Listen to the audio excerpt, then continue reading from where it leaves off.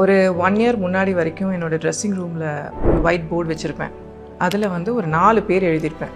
எதுக்கு எழுதினேன் அப்படின்னா, இவங்களுக்கெல்லாம் என்னோடய வேர்த்தை ப்ரூவ் பண்ணணும். நான் ஏதாவது ஒன்று சாதிச்சு இவங்க வந்து நான் ரொம்ப புத்திசாலி, நான் ரொம்ப திறமைசாலி, நான் வேர்த்துட்டுன்னு ப்ரூவ் பண்ணணும்னு ரொம்ப ஒரு வைராகியத்தோடு உழைச்சேன். Then because of my hard work ஒரு சில நல்ல மைல் ஸ்டோன்ஸ்லாம் ரீச் பண்ணேன். But what surprise me is that அவங்க எனக்கு கிரெடிட் கொடுக்கவே இல்லை.